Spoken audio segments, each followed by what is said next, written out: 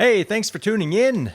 This week I had the pleasure of sitting down with local comedian, improviser, and PhD candidate Aiden Javed.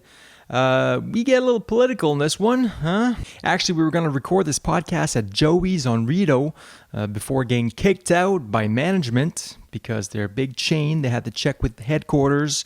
So support your actual local businesses. Screw those big guys, right? All right, let's go. Do you think they take requests? Oh, I think so. Yeah, we'll make it in the karaoke bar. Thank you. Thank you so much. All right, we are live. Welcome back to another episode of Happy Hour with Sad Comedians. I'm joined today by Aiden Javed at Clock Tower here on Rideau. Cheers. Cheers. Cheers to a beautiful day. Boom. So, how have you been? I've been good. Yeah? Yeah, considering that we are in a pandemic. Yeah. Yes.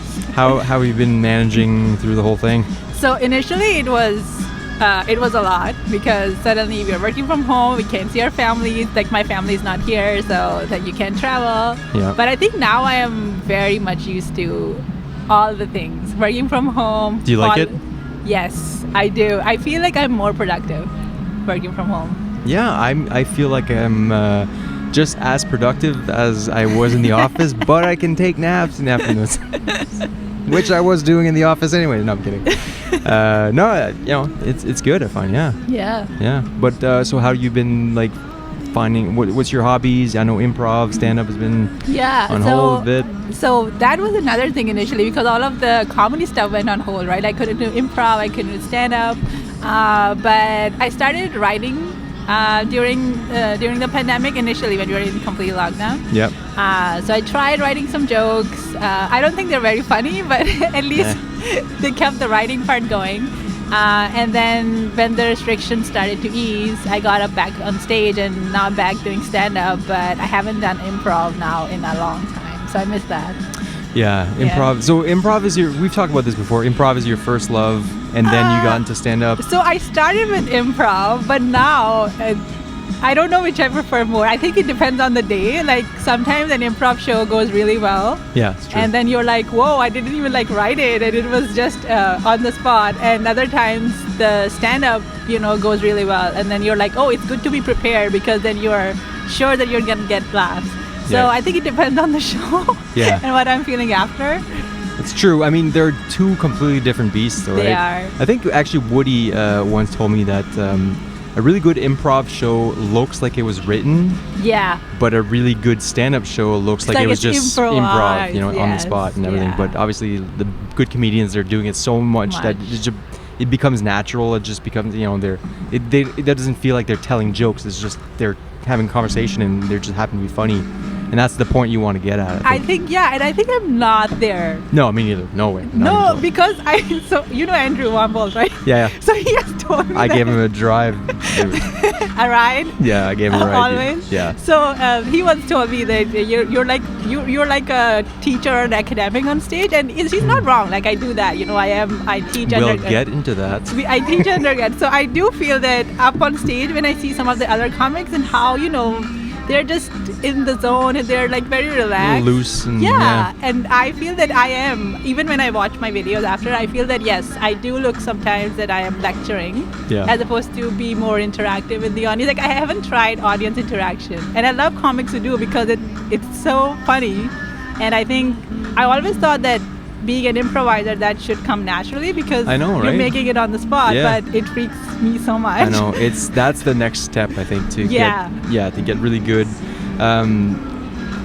So Caesar McCool is a guy that he'll go on stage and it looks like everything's unprepared because he's just going into crowd work. That's his first, that's his natural habitat, just to be like on stage and start yelling at people, whatever. Exactly. And I love that style so much, but I cannot do that at all. I cannot do that either. I really admire people that are able to do that too. I would like to do it, but I haven't tried it yet. You should you should challenge yourself one set that you go up and you have zero material So Todd Barry is a comedian that did an entire special. It was called the Crowd Work Tour. Oh, wow. And he would just be doing like an hour of crowd work or 45 minutes of crowd work. That's it. That's all it was.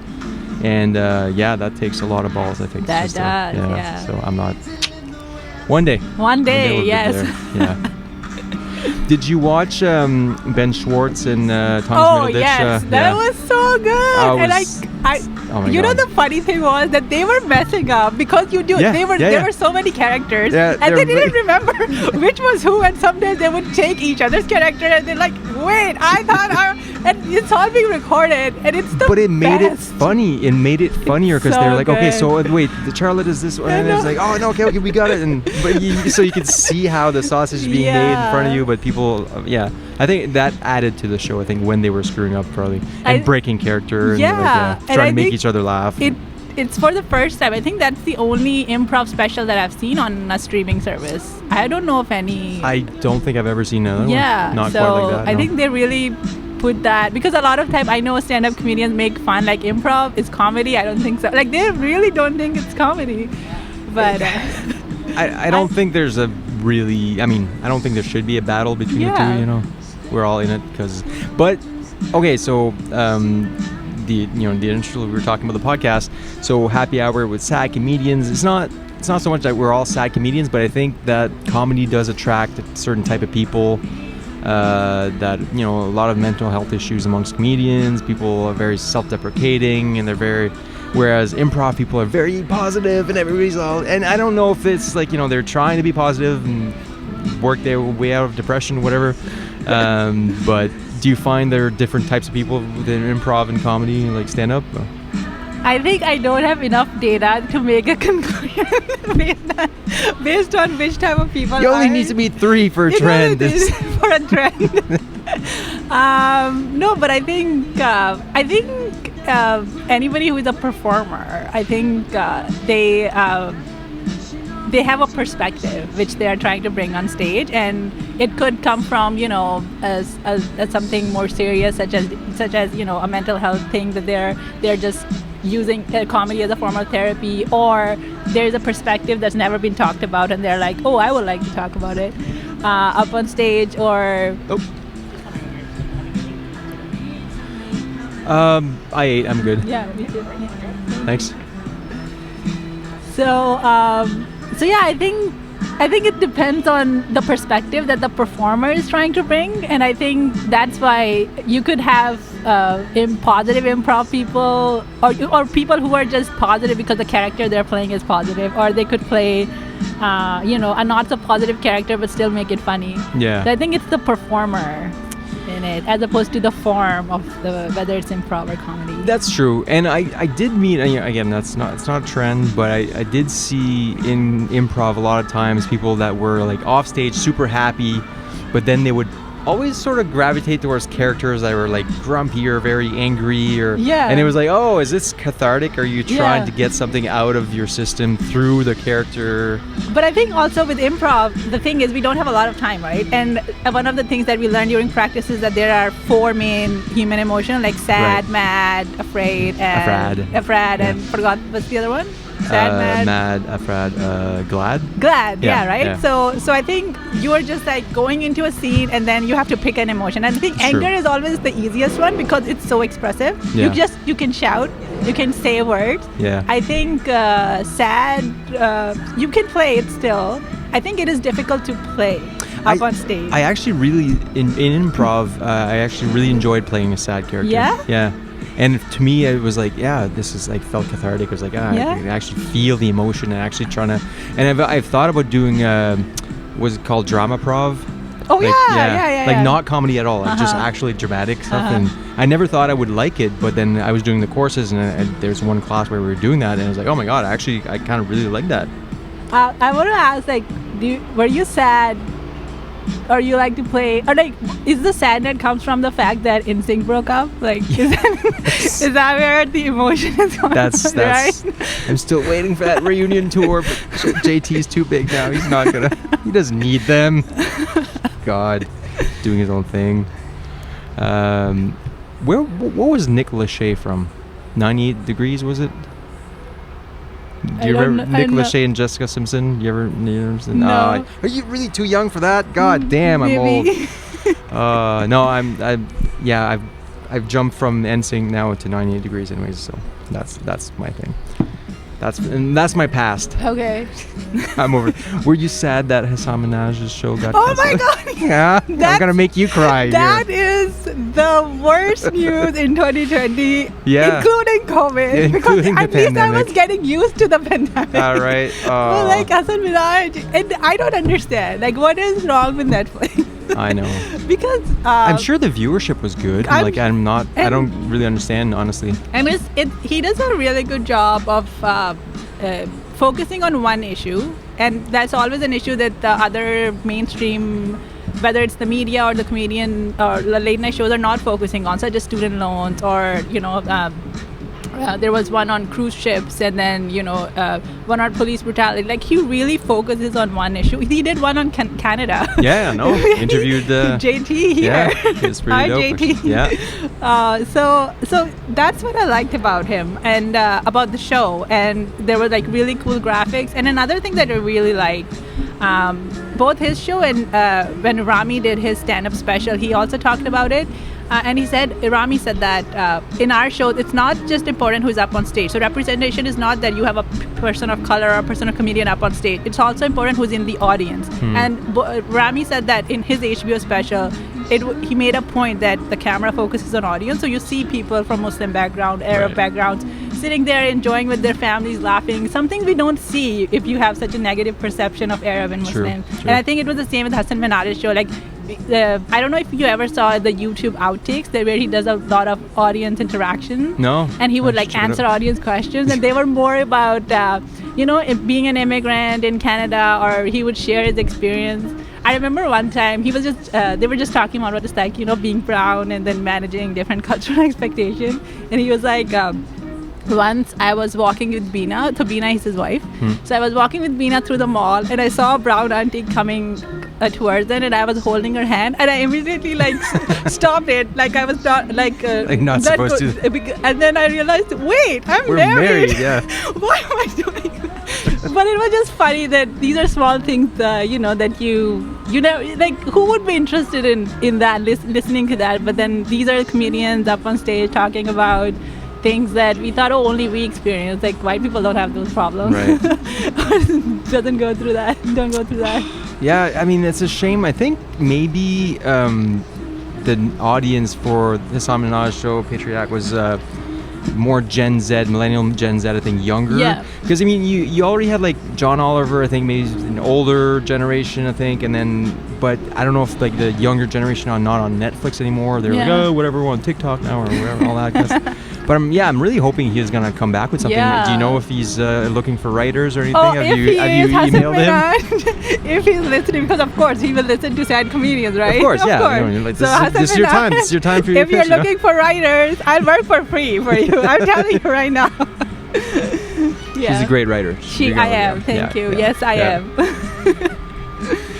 am. Speaking of writing, let's go into your thesis. How's that going? Okay, you want to talk about my thesis? Yes. Yeah.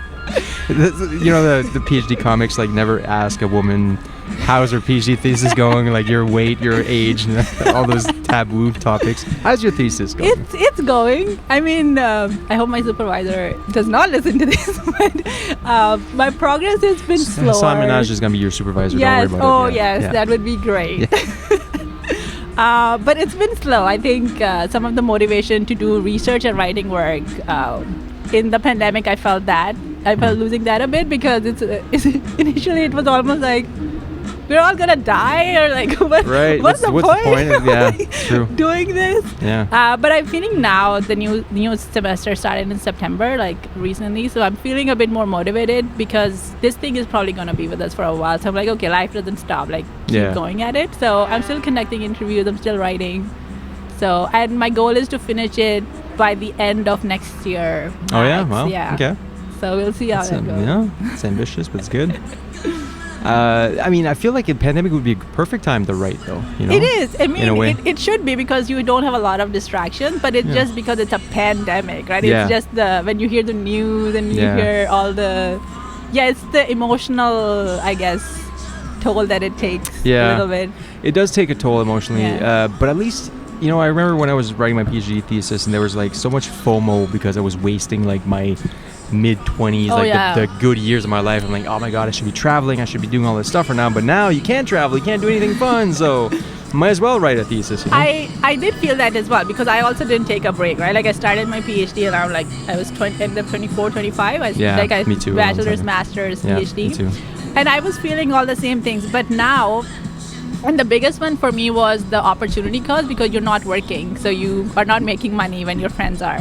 But I feel now that I am like close to finishing and I'm just started working and my goal was always to travel after I finish my PhD. Right. And I feel that my friends who have done all of these things are still not satisfied with their life or are still looking for something more. So for me, it was, okay, so it's not a time thing. It's not like if you travel at 27, you're going to be happier than if you travel at 32. It's true.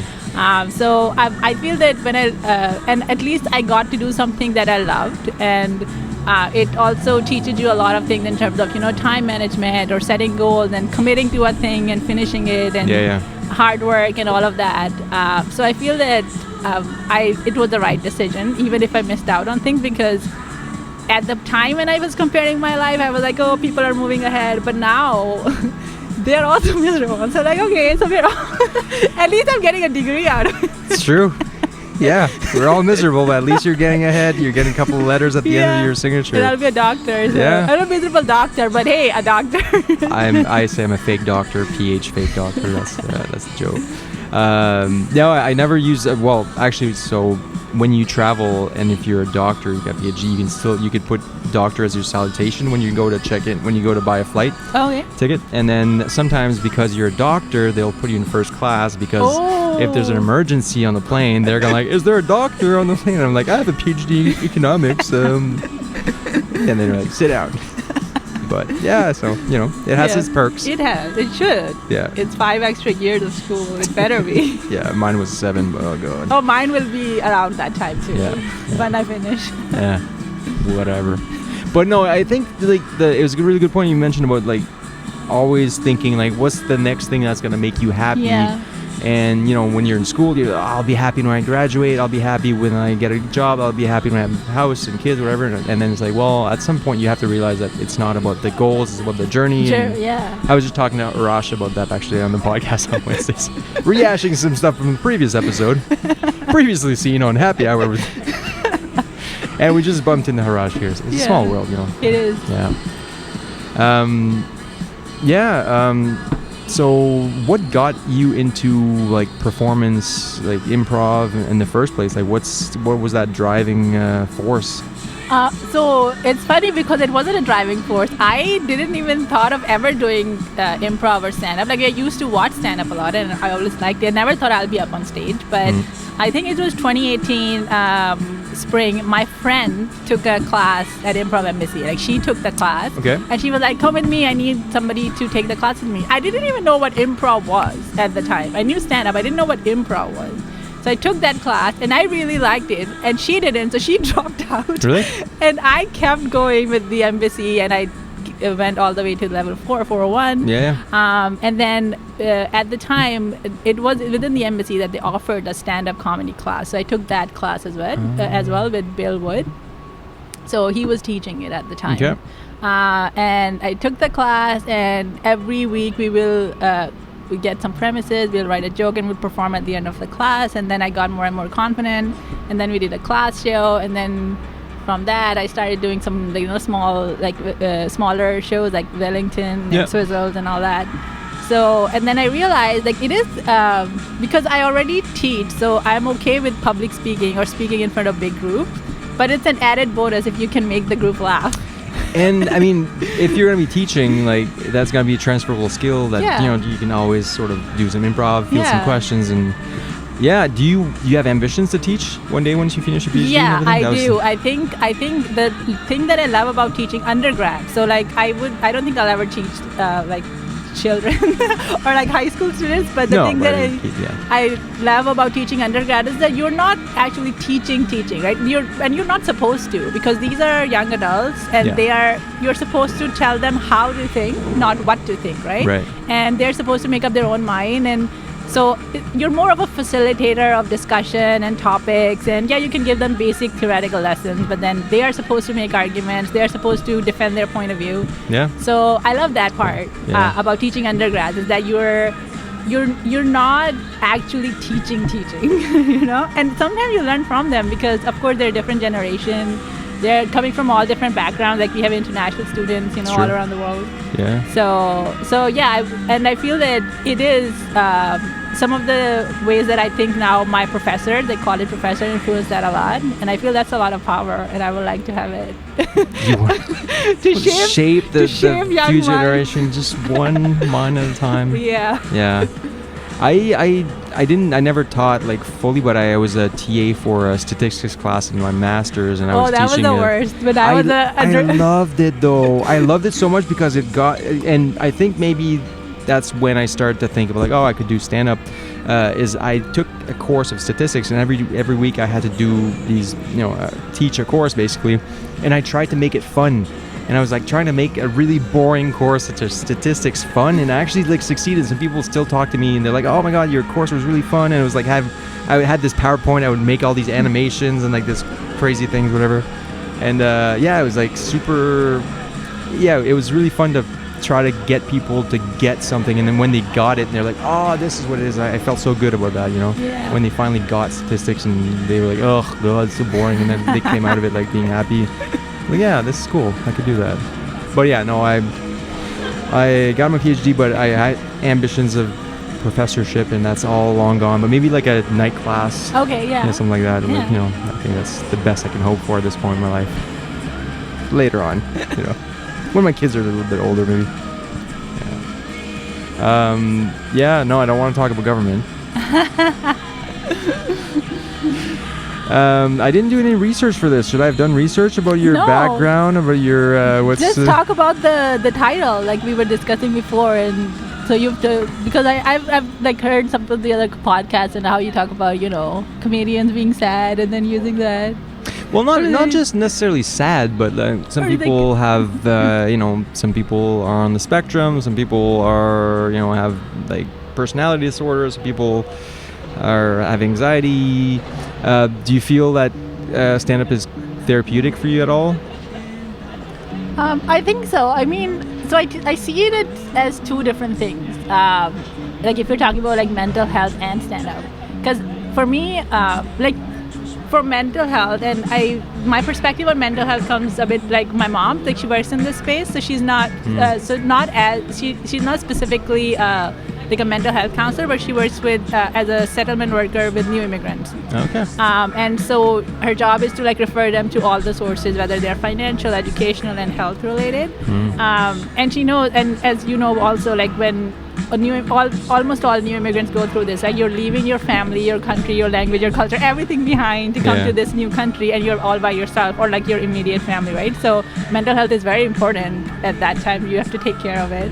And I learned it from her, like mental health is just like physical health. Like if your arm is broken, you go to a doctor, right? So I don't know why it's such a big deal if somebody, if there's something, like if you think that there is something like mentally that you might need help with, or you're struggling with, like it's literally like our arm is broken and you get help, and then it's healed, and it can get hurt again, and it's fine, right? Yeah.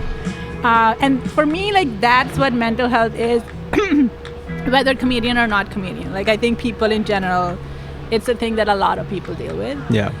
But because it's invisible. People, like an arm brace, people say like, "Oh, you're hurt." Exactly. So, Whereas brain is the most powerful and important organ in our body. It is literally an organ, and if it's hurt, you need to take care of it, and there's like no shame around it. No, but I mean, you can see externally, you can see sort of the manifestation of it sometimes, but people just assume like, oh, whatever, I don't know, something's wrong with them, whatever. But you don't know, and I think that's why there's still a stigma attached to that. But, which I'm thankful for, in a sense that with my mom, like the way we talked about it, like it was never for me. It was always, it's the same as if you're dealing with a physical health issue. It's not something like, oh my God, you're dealing with something serious and we don't know how to help you, or you need help, and somehow that's a bad thing. And so in terms of that, like I always thought of mental health as something like completely normal if you're dealing with something, and you should get help and no shame right around it.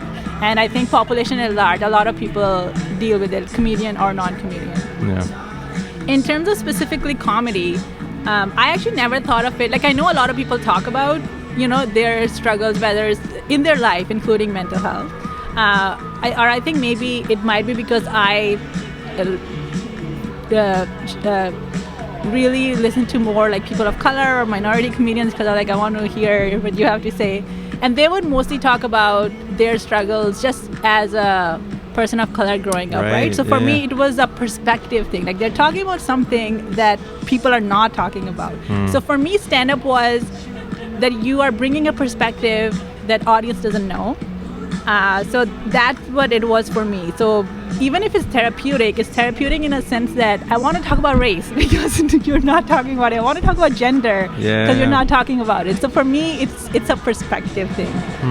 So yes, it's therapeutic, but more so in terms of, or maybe it's also that I tend towards writing political comedy, or your writing is very political and educational at the same time. Like, I call it like all edutainment, it's like educational but entertaining at the same time, which is usually the best way of conveying information, because people, they're not even realizing they're learning something, but like at the end of it, they're actually gonna have. Andrew Van wouldn't think that. No, you're lecturing up on stage. Where are the dick jokes? And I was like, I've talked to some people who think, and I tend to agree with them to a certain extent, that because you have a platform, even if it's only 6 minutes, it's almost your duty to at least have a message in your comedy. And I just did, a comedy show last night at Poor Boy, and there's no message. Well, I did talk about mental health quite a bit, but for the most part, it's just like jokes and just whatever. But I feel like, your comedy has like a message. You're at least trying to impart something. You're using your time to at least like have some impact. I think I think that's really cool. I think though, but that's not how when I started comedy, that wasn't my goal in terms of like I need to bring a message or like educate. It was more like these are the things I want to talk about, right? It's part of your thinking probably, and you're thinking about these things a lot. And I think another thing is what happens though is that again, if you are like a minority person and like, and you're going up on stage, somehow there is an expectation though that you will be talking about important issues or things that impact your community, which again is an added burden because no one person can accommodate the experiences of a whole group. No, and no matter how much you want to do this, right? And so it's as a comedian, you're trying to balance two things. One is you know that you are playing to a majority white audience, so you can't be too ethnic because then they won't get the jokes, right? Like you won't get the references because they don't know. On the other hand, even when you're trying to do some jokes that relate to your cultural background, you always have to be cognizant of the fact that they're not too stereotypical. Like you're not playing off, you're not reinforcing stereotypes. You're not making a caricature of anything. So like even if my parents have an accent, I never do accent because I'm not comfortable. Just because the history of how South Asian accent, I think in Simpsons and Apu people have talked about it already. So it's like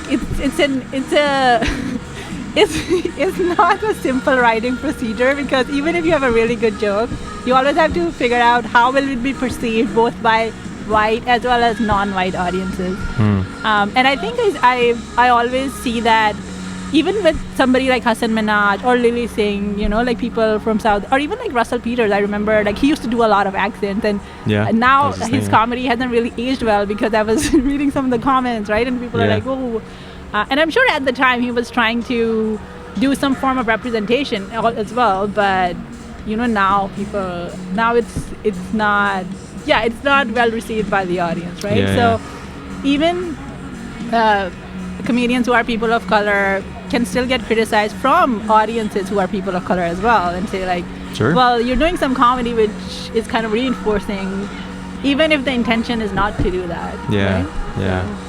Actually, that kind of reminds me a bit of not Person of Color, but Hannah Gatsby. I don't know if you ever watched. I watched her, Nanette.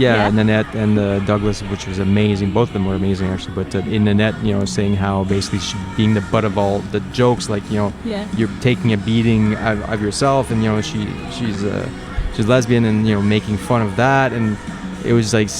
So her self-deprecation got to the point where it was like, this is actually negative for my own mental health.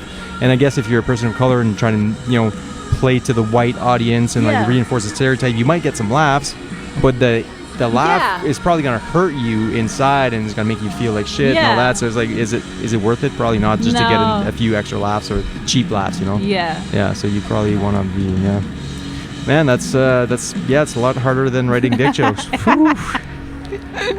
I think maybe talking about mental health as a white comedian, maybe it's the one thing that it's the thing that we don't talk about. So white comedians, it's a very white privileged thing to be able to talk about mental health, because it's like, oh, that's my only struggle, and again, like if we kind of map it onto so I also read about mental health a lot, like especially if you're an immigrant, right? And it goes to the point where so the reason that if you're like a first generation immigrant, you're right, like you're so busy with the physical security aspect. Like if you talk about the Maslow hierarchy of needs, right? Like your basic like have a house, have a roof over your head, food, your kids go to school, right? So if you compare my life to my parents, like they didn't have the privilege to like sit and then even if they were dealing with some of these things, right? Like of course, because again, brain is an organ which sometimes get hurt. They didn't have the privilege to like sit down and see, okay, do I go to a therapist? Do I like write about it? Do I write jokes about it? Right? Whereas I now get to do this because they provided all the basic needs for me. So I could do that. Where I think, yes, if you're born here, it's a very privileged place, Canada, and even when people are dealing with all the other aspects of oppression that are there, I think still like being born in Canada itself is a privilege. It's a developed country, and once your basic needs are met, there is at least you can like talk about it, or it is something that you can have time to pay attention to, right? And it is an important thing that you should like talk and pay attention to. And I guess it's such a first world problem. I don't know if that's a good term anymore, but like self-actualization, like the pyramid of Maslow, like a lot of people here are like, oh, I'm not fulfilled by my job, and it's like you shouldn't feel fulfilled by your job. Like a job is supposed to be a job. Like you're not, like my grandfather worked in a mine, like he wasn't fulfilled probably. He was going in because it was putting food on the table and a roof over his kid's head. But like now we're always like, oh, I'm not like self-actualized, because all your other basic needs are met. So that's the next thing, and it is actually really hard to reach that point of like enlightenment and self-actualization. But we've become this little whiny generation of people that are. And I think we touched on it a little bit before. I think part of this might come from the fact that we think that if we reach that point, we'll be happy. Like that's never gonna happen. Nobody in the world. I think even Bill Gates or like who's that Amazon guy? Jeff Bezos. Like I don't think even they are happy. Like they have a lot of money, but I'm sure there are struggles or things that they still deal with, or like more to achieve or whatever. So I think as human beings, satisfaction or any kind of fulfillment, you need to come from within. I don't think like an external goal will give it to you. You're right. I forgot who it was, like Michael Phelps or Serena Williams, like one of the bigger athletes. I remember them talking about how no matter how much, because each tournament you win, it's literally like a 15, like you have that, like feeling of happiness at the moment, but soon you're like, okay, the next one. So you don't get to like enjoy it because you're just like next and next and next and. Well, I think that I actually wrote something in my undergrad because I was doing economics and psychology, and I wrote a paper about the addiction to money is like the addiction to cocaine. So when someone starts doing cocaine for the first time, I've never tried it, but I heard that. So what it does is it inhibits the recapture of dopamine in the brain, so that it gives you all this dopamine rush, right? And then the next time you do it, you need a little more to get that same high. So every time you build tolerance. So they say that the first $1 million that you make, you get like this intense rush, and that's why people are addicted to gambling, whatever, and all that, or finances, all those things.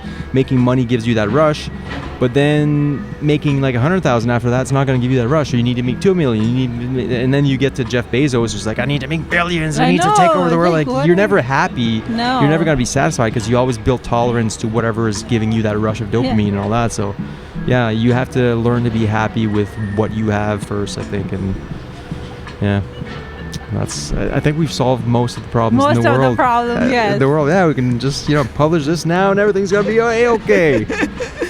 I do think there should be a salary cap in the world, a wealth cap. I don't know if that's a controversial stance economically, but I think like nobody needs more than $1 million a year, I think, US. And I think also the people who say that this is one of the arguments that people like who are hardcore capitalists would say, like, okay, Bezos and Bill Gates, like, they worked hard, so they should be rewarded. Sure, right? For sure. But the thing is that they didn't just work hard by themselves. Bezos has Amazon workers who are actually doing the deliveries, not being treated very well. No. None of these people got to where they are. They're like, I don't understand the term self-made.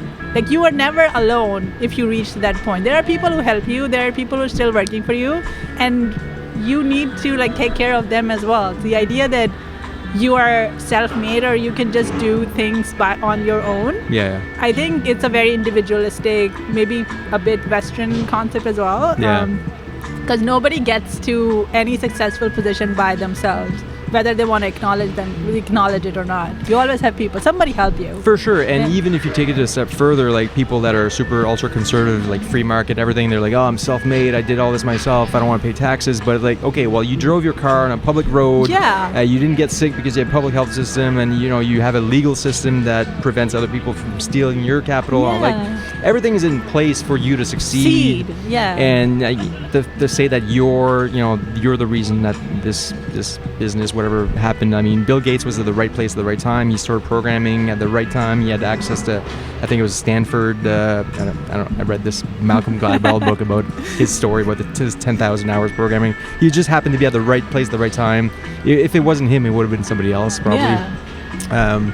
But yeah, no, I just think that back when they say, like, Trump says, like, I'll make America great again, back to like the 50s. In the 50s, the actual highest marginal tax rate was something like 85%. Like, tax rates for the rich was really high, and there was actually a more egalitarian system because there was more redistribution of wealth, and people were probably happier as a result. But now you have like this insane income inequality, which is like, yeah, obviously nobody's happy with that. Like, not even the rich people are happy because they're just like, I need more. So, yeah, I don't know. Yeah. I feel like it's a very serious podcast compared to some of your other ones where people were funnier. And we are just solving the very serious world problems right now. Yeah, so sometimes you got to get political. Oh God, I hope there's an election so we can start writing. Maybe you should. Did you pitch an idea of a Hassan Minaj type of Canada show for Netflix? So there was like there was a Netflix call out for shows. Did you do anything? Did you pitch I don't know how to. Like, I looked at it and I was like, I have no idea how to start. Like, this is like, because I have no background in this. Like, I just watched this stuff. I have no idea how to like pitch something to a producer. Yeah. So. We did one, Rory and I, but probably I think they got like 15,000 applications, and they're taking like maybe like 5 or whatever. So I'm not gonna get it. Know. But it was a good process actually to learn how to do a pitch deck and all those things, and it's just you can Google it and then you sort of figure out what it looks like. If you found Once a template. I finish my dissertation, and if I have more motivation for writing, that's what I'm doing. I think you should start your own like talk show and just just do it. You don't have to ask for permission. In today's world, you could just start your YouTube channel, and then people get picked up that way sometimes. So, this is another thing that I struggle with. I like to think that, like, I really want to be I like privacy, and I want like a really private person. And one of the reasons like I want to do this podcast, it's a funny thing because so often like when I'm trying to get on shows, so again, Andrew sometimes, because he knows everybody like in the comedy community, right? Yeah. Sometimes he'll be on a show and be like, okay, if you know the producer, can you like let him know that I also do comedy, and he would often like ask them, and they like, you know, do you know Aiden? And they're like, who is that? And he then screenshots the message and sends me. And there was a lot of them like, I've been doing comedy for like almost 2 years. Nobody knows me. He would send it to you just to hurt. like I am trying to get you work, but here, because it was a consistent response from multiple people. Be like, who is that? So I was like, okay, I need to do more comedy, or just like people to know that I do comedy. But so this is what I struggle with, right? Like I feel like I'd be a very good writer on the show. Like I would love to do that. But to be up on, like, I don't have a problem being on camera. It's just all the things, like when I see people who are very public, and then, you know, that's a different kind of lifestyle. Like you need to maintain a public image. Dealing you with need the comments and then trolls. And I don't think that's for me. So that's what, like, it's like I'm always struggling to balance the private person that I am versus like, okay, it is still like, at least in comedy, like I want to get out a bit more, or like for my research, but not like a more like a talk show host or something like that. Yeah. But writer, yeah. Beaverton. Yes. You need to get back to me. Yeah. Oh no, you're right. There's so many different places in comedy where you could find work, and you know, I personally like to be behind the camera a lot. I like to like direct. I would want to be like a film director more than anything, more than a performer, I think. But yeah, the writers, there's like editors, there's like so many different places where you can find work in comedy, I think. I would love to do sketches, because I think then you are a character, right? Then you're not the person that you are. So then you can like take on any persona, and then you can talk anything, and then you can get away with like, that was just a character I was playing, that wasn't me, in case you messed up something. Yeah. So you can make the character say things that maybe you would like to say, but it's not me. Yeah. It was a character. Yeah. So I would love to do that. And I mean, I've also been part of the sketch show, you know, the sketch group, the Shit Hot show. Yeah. So I've only done 2 shows with them, but it was fun. And then the pandemic happened, but I really like that part too, like just playing characters. Yeah. And I think it's a lot more diversity, because again, like a character is pre-written, and you know the emotion, and then you actually get to practice not only the writing but the emotion as well. And it's good because you're doing it with other people, right? So like to play off other people, it's a completely different process than improv and stand-up. Right. Yeah. So they did the show at the Squirrel book, Black Squirrel book thing. I love that show, actually. That was really good. I loved how, and they had, the time I went, there was Chelsea Fahy was doing it wasn't Stephen Harper, but the guy's already gone now. I'm like thinking Aaron O'Toole's predecessor, Andrew Scheer. Yeah. And she not Andrew Wamble. Yeah, no, yeah. We're not getting Andrew Wamble anymore, press. No, and she was doing like this thing with like, Andrew Scheer giving a speech, and it was like the recurring thing, and it was like so cool because it felt like watching like SNL or something, where you had like this, or Mad TV, like this sketch comedy show, but it was live, and that felt like that would be a really cool thing to do, I think, the sketch comedy, but live. Doing it live, yeah, so it'd be fun. Yeah. I've never thought about doing it myself, but because I only do the sketch comedy on YouTube, which, you know, we get to do multiple takes, and then, you know, because live you screw up, like you have to keep going. There's no retakes usually, or whatever. You just roll with the punches. But yeah, it's I think it's almost harder to do sketch comedy live as opposed to improv, because improv people expect you to be doing improv, you know. But sketch comedy, you actually thought about it, you rehearsed it, you know, have a script. So yeah, that's a little more nerve-wracking, I find. But I guess it's the same with stand-up, though. People expect you to have written some jokes. And be funny. And if you're not, they're like, why are you wasting my time? Yeah. Like, you can sense the disappointment in the audience. Like, I'm sorry, I tried. You mean you actually like wrote this down, sat on it, look at it, and then you said, yeah, this is funny, and then you say what a waste of my evening. I know.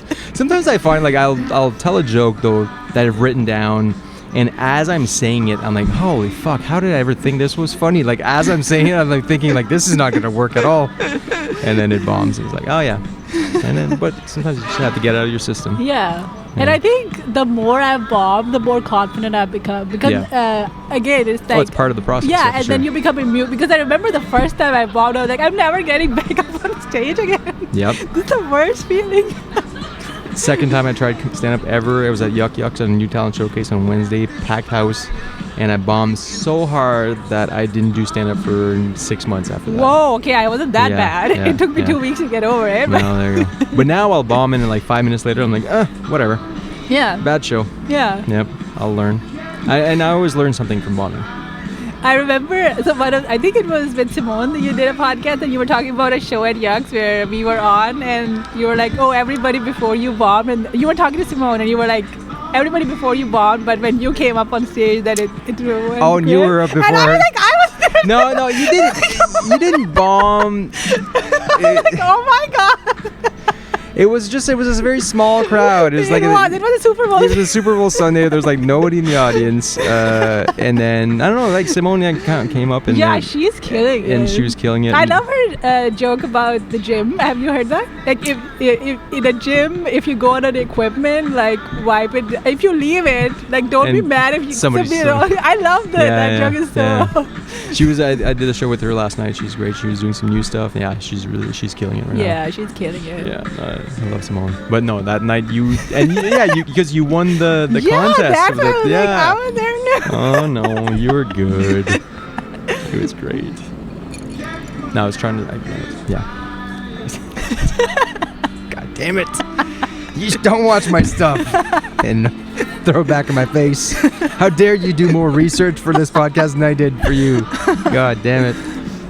No. Lily Singh, because you were right for her. Are you a fan? Yeah. So when she started, what I really like about Lily Singh is that the way she just like hustles, like the way she started a YouTube channel and now she's hosting a late night show at NBC. Like that's the thing. In like 10 years, it happens. Those things happen, you know. And just like so much hard work she does, and she's so good at making characters, and she does she does so much. Like she's like dressing up the characters. She writes characters. She's like doing like sketch after sketch after sketch. But this is what I was talking about, right? Like when her sketches come on, like when I see the comments, when she does a sketch about her parents. So some people, like other brown people would criticize that, this is like reinforcing stereotypes and all that. So which I find this is what I find, like people, a person in her position, like how difficult it is, because I don't think she's doing it to reinforce stereotypes. I think she's genuinely trying to, like, this is some of the experiences of growing up in a brown household, and of course in comedy you exaggerate to make it funny. That's what comedy is, right? Yeah. And I think, but that's a very tough position to be in, because what she's trying to do is be funny and show some representation, but it cannot be perfect the way people want it to, because she's still a comedian. She's still being creative with it and playing with it. So yeah, like for me, like what I just like is that how she keeps going, and of course, like she always is very good at like that modifying, and she does talk about how she takes that feedback to heart. Yeah. But she just hustles, and I just am in awe of how she has gone from just dreams being a YouTube, do come true. To like just being like hosting, and I think they got renewed as well for the second season. I would write for that show too. Yes. Yeah. I would write for a late night show. Well, it's interesting you say that she takes feedback and criticism really hard, because I think bombing is basically taking feedback like right away. Yeah. Like, bombing is taking feedback on your material and everything, your performance. And I wonder if you're in that position and you get more used to the negative feedback, and it's sort of after a while you get immune to it, maybe. Yeah. So maybe we're just afraid of that's something that we'll get over it, or that you can actually build tolerance for. Yeah, that would be great. Yeah, maybe you just get to a point where you're like, whatever, trolls and haters and blah, blah. And I think especially if you get to that level, you have to, because there's so like people would be like on her Twitter, people are writing, on her YouTube channel, people are writing. Like that's a lot of negativity, which I mean, even if the criticisms are fair, you can be like write it nicely. You don't have to. Well, I just find I think that's negative criticism. Like if you take like YouTube comments, for example, it says more about the user than it does about the actual content usually. I remember when again Hannah Gadsby's Douglas came out. It was coming out and there was a trailer on YouTube, and I watched it, and all the comments were just like angry incel dudes being like, fucking she's not funny, where's the joke about all that. And to me, Douglas actually fucking blew my mind. Have you watched it? I've not watched Douglas. I've watched Annette. Oh my god. So I don't want to give away too much, but what she does is at the beginning of the whole performance, she outlines almost like a paper. She does an outline of what she's going to be doing throughout her set. And it takes like 10 minutes. She goes through the whole thing and she's like, this is what I'm going to say. This is next part's going to be this and all that. And I've never seen any comic do that, but the way she did it, it made the rest of it so much funnier and it made so much sense. And anyway, you have to watch it. It blew my mind completely.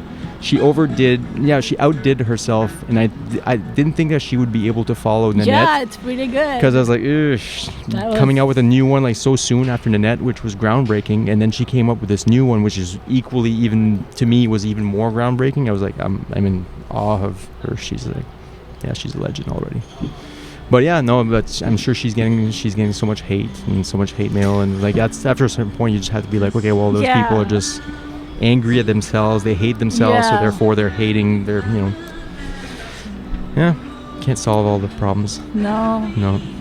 They need therapy. Yeah, they do, and I don't they need to seek help and not be afraid of. Exactly, and I don't even mean this as a joke. I think therapy, that's what it teaches you. It literally teaches you, and I actually am a big advocate that we need to teach this in school to young kids. Yeah, how to process emotions. And again, this is going to get a bit serious, but one of the things I study in my research is, right-wing extremism, and that includes people who end up using violence. And it's usually men, white men, like, why are you so angry? And part of it is literally not being able to process all that anger. It's coming out in such negative ways.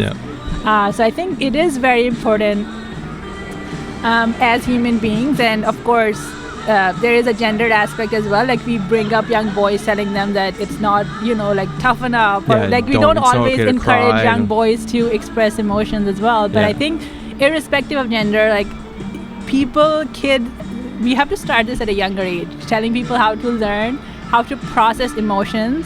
That leads to, them becoming healthy adults, forming healthy relationships, not getting into negative situation, not hurting other people, and not putting out all these comments on YouTube. Or So I think it is like, no joke. A lot of people should seek therapy, irrespective of whether you feel that, like, you dealing, because you go to a doctor for, even when you're not sick, just for a regular checkup, right? Like, to do a physical, feel like, okay, am I doing okay? Why won't you go to a therapist? Well, I think those guys especially, they'd be the first ones to be like, I don't fucking need therapy, like, fucking, they would be so oblivious to the fact that they need therapy that, because if you can't change unless you want, that's true. It's like that joke about like how many psychologists take to change the light bulb. The light bulb has to want to change and whatever. Those people are probably like so deep into their self-hatred, and they don't even realize it's self-hatred because they're just like, real men don't cry, and they just bottle up their emotions and then blow out and they go to shooting or whatever it is. Yeah. And again, another fact being like therapy being so expensive and mental health resources not being accessible a lot as well, right? So that's another thing. I brought it up on the previous podcast. I don't know if you've seen that one, but no, I with Arash, was that with Arash? Did you talk all the good topics with Arash already? No. But I do think that therapy should be like seen as like a dentist, or like, or even I think a dental care should be included into our actual vision care too. I have glasses. Exactly, right.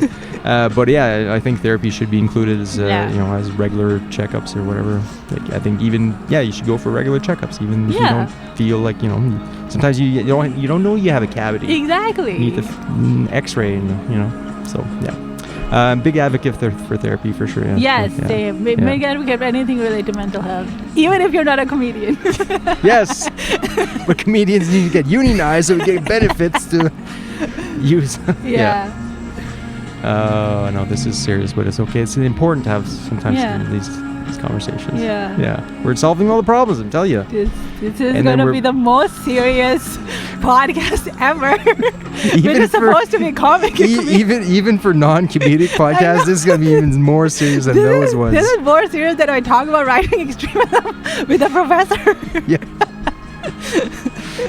That should be your a podcast right there. You and your professors office I've just done talking? it. I've done one. I've Oh, yeah? already done one. Yeah. Was that very serious? It was very intellectual. It's available on Canadian Global Affairs Institute page. Hey, check it out. Yeah.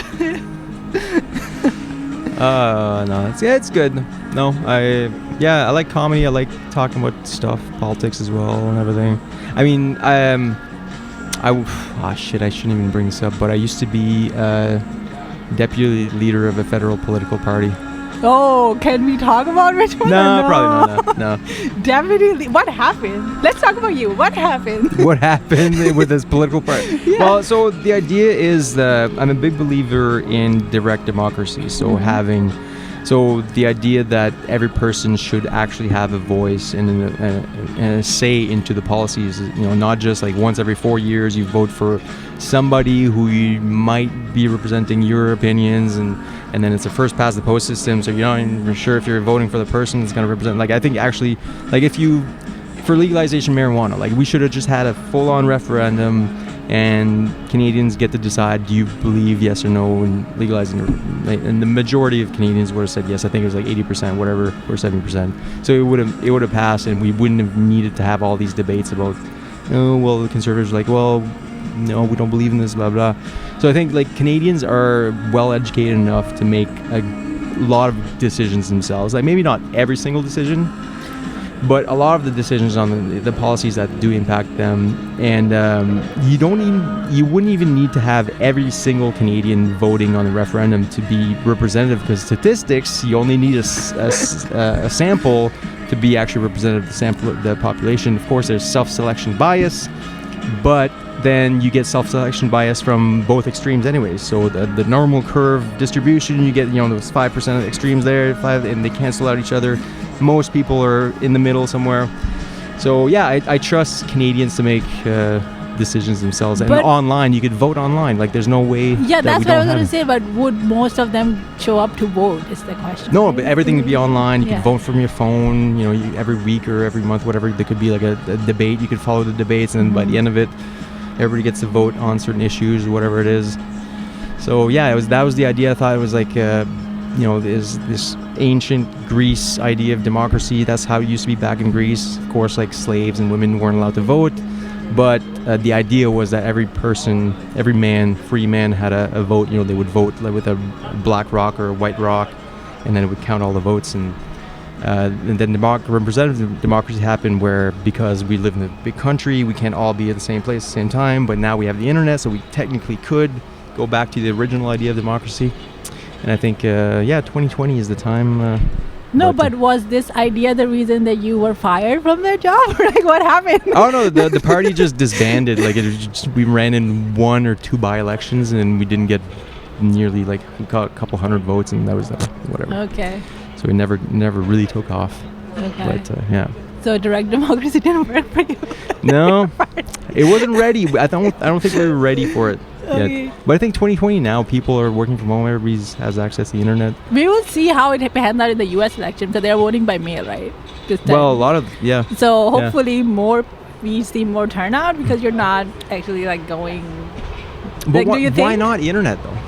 Why mail still mail? Yeah, I don't. Is the fear that is the fear because there is more chance of error or fraud? Because how would you know that you are the one voting? What if I have access to your computer or like your account or something? Is that the fear? But I think we do that with other, like, taxes are online. Taxes, your banking, everything's online. Yeah. And then there's a lot of fear mongering from a lot of people, and I think politicians probably don't want people voting because, usually at least Conservatives don't want more turnout, because usually the people that vote Conservative are the ones that are actually turning out to vote. They're going to vote anyways. And then people are more left-leaning, like staying home, like, whatever, man. So yeah, conservatives want to usually kind of oppress the vote. I don't want to get too political here, but generally speaking, that's the way it usually is. I love all political parties. Yeah, because I might run for an election one day, so I don't know what the situation will be. That's true. Well, that's what I loved about direct democracy too, is that the idea that nobody's left or right or just like binary. Like we're all very complex people. Yeah. You might be fiscally conservative, but you might be socially liberal for certain things. And I think it's just like you can't really vote for one party that's gonna represent all of your ideals. That just makes sense. So to be able to pick and choose your issues, I think is a better, more modern way of doing it. But people have fear that online voting, people will hack it and change all the results. But there's a way with, especially now with like cryptocurrency and things like that, where each person would have a key that would allow them to see how their vote was recorded, and it would still be private, but you could trace it back, and you could see if it was tampered and whatnot. So yeah, there are ways of doing it. It's just that we're not in Elections Canada is like so. They've done a bunch of studies on it, but they're like so risk averse that they're not going to do it. So I don't know. That's my big pet peeve of the day. It's my Rick Mercer rant. Against Elections Canada. Yeah. Really going after the big guys here. The big guys. Yeah. Speaking truth to power. I know. I actually threatened Elections Canada with oh my God. No, not a bad thing, but like a privacy. When you request information from ATIP? ATIP. And then they were like, no, we'll just send you the document, because they didn't want to go through the whole ATIP process, because it takes a long time, and they're like, they have to like scan documents, whatever. So I all I wanted was like this research paper that they had done on electronic voting and online voting, and they just hadn't released it because they were, maybe they weren't happy with their own conclusions. But so I got it. I got a copy of it and everything, and very disappointed. Very disappointed, Elections Canada. I'm not a public servant. No, I should be non-partisan and impartial. Yeah. Anyways, so that's my spiel. Rick Mercer. You should have written for Hassan Minaj, and I should have written for Rick Mercer. Yeah, I think we could have. Yeah. You can still do it. You just need to like pay attention to us. Well, Rick Mercer's off the air now, yeah. So maybe we should. Yeah, maybe we'll be in the next ones. Oh, Hassan Minaj and Rick Mercer. Yeah. Big dreams. Aim big. Yeah.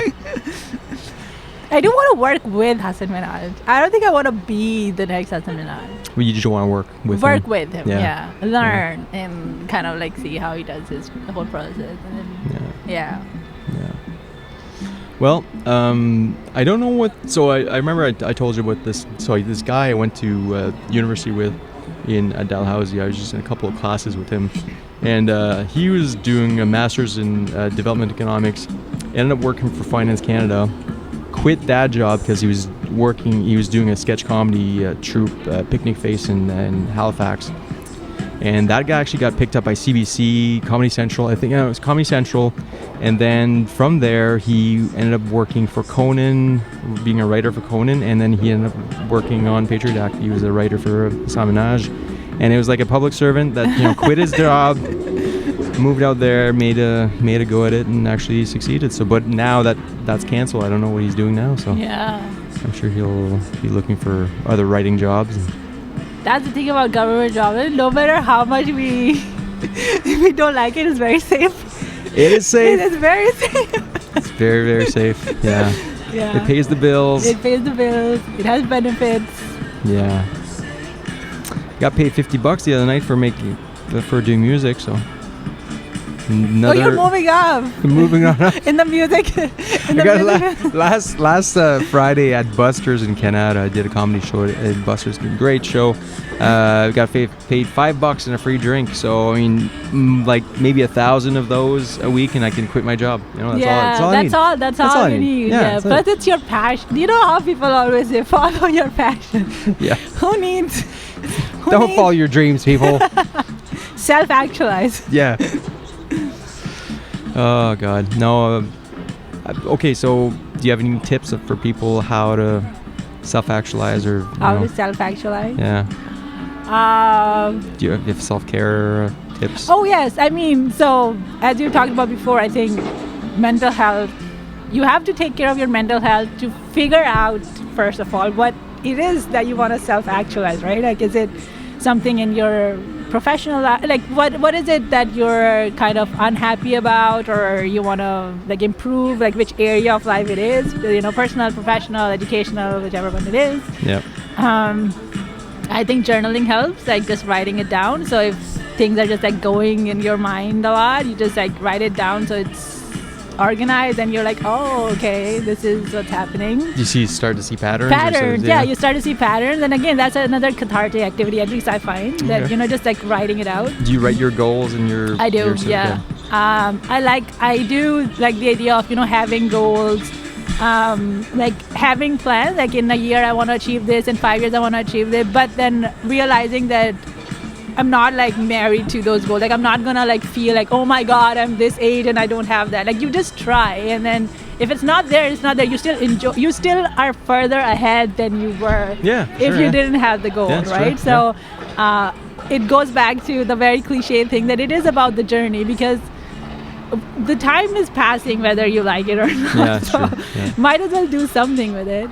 And I think realizing just that there is no perfection. Like even if you have your dream job, like what is it? Like whether it's the president of the United States or the head of the UN, like no matter how much power or whatever. The president of the US is not perfect? No.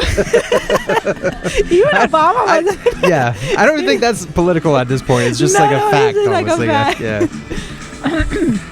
But yeah, I mean, you look at people like top world athletes, top actors, Oscar winners, soccer players who are making like millions of dollars. Like even they talk about mental health struggles, talk about things that they still want to improve. So I think that's what it's gonna be throughout your life. One thing though that I've read a lot, and it's research based. Like there are TED Talks. I think there was a Harvard professor, but a lot of people who have done studies like when people are dying or on their deathbeds, and like what are their regrets, and also they follow people throughout their life to see people who live the longest or who are happiest. And the theme that comes up again and again is that it's the quality of your relationships that matters. Work doesn't matter, money doesn't matter, status doesn't matter, and not even the quantity of relationships. It's the quality. Right. So 1 or 2 or 3 close, friends and family members that you have a close relationship with, that you share your struggle with, they're there and you are there for them. I think that's the richest thing that a person can have. Because money you can make.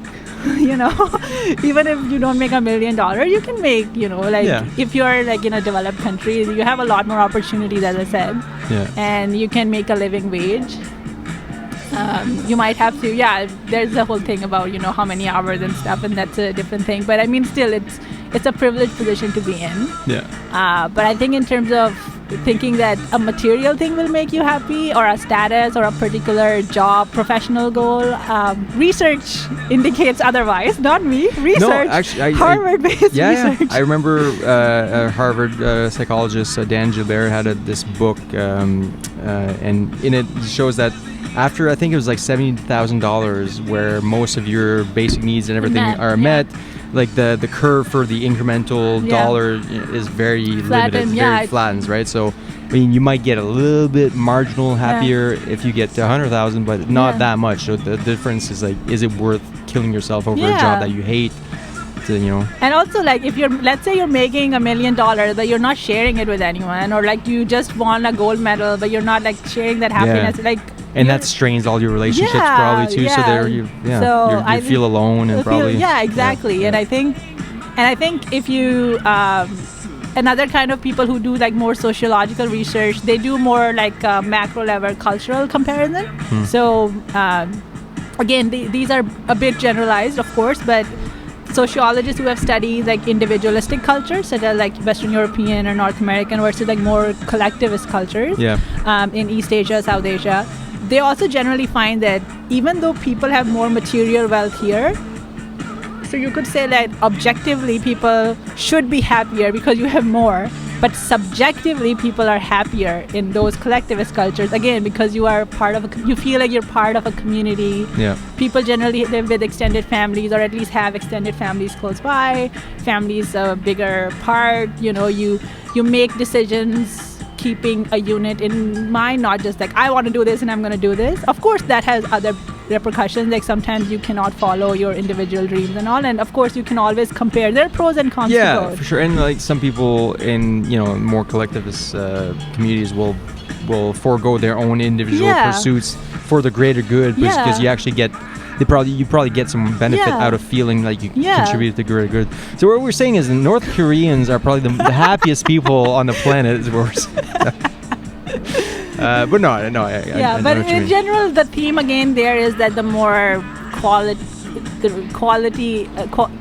good quality relationships you have, that is that's a very good indicator of you being happier. Yeah, I think I've heard that something like nobody on their deathbed says like, oh, I wish I would have put in more hours on the at the office. Yeah, for sure.